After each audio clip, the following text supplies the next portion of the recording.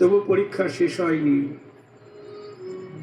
একদিন স্বয়ং মহামায়া রাত্রিবেলা তার ভজন কুটিরে এসে বলছেন, তুমি জয় আমার বাসনা নিতাই, পূর্ণ জয় করো। গৌর, জয় গুরুদেব। হরিদাস ঠাকুর সবাই আমার বললেন, তুমি গোপালকে একটু অপেক্ষা করো, ভালোবাসবেন। আমার নাম সংখ্যা পূর্ণ হলে সবাই তোমার আমার বাসনা গোপালকে পূর্ণ একটু করব। ঢাকবেন।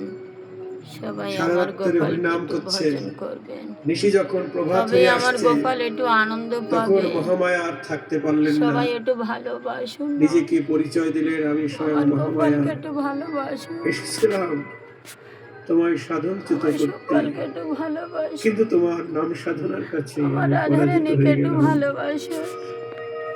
শিবের কাছে রাম নাম পেয়েছি, তুমি আমায় কৃষ্ণ নাম দান করো। বিদায় গৌর হরি বল। আমার গৌরকে একটু ভালোবাসুন।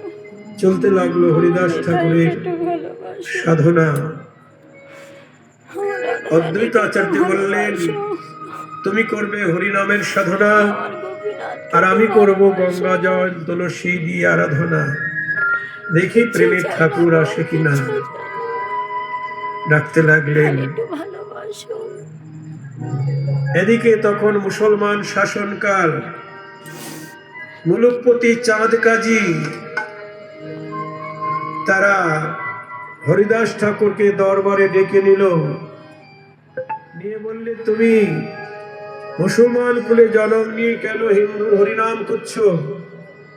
এই হরিনাম ত্যাগ করো। বলছে, হরিনাম ত্যাগ করতে পারবো না।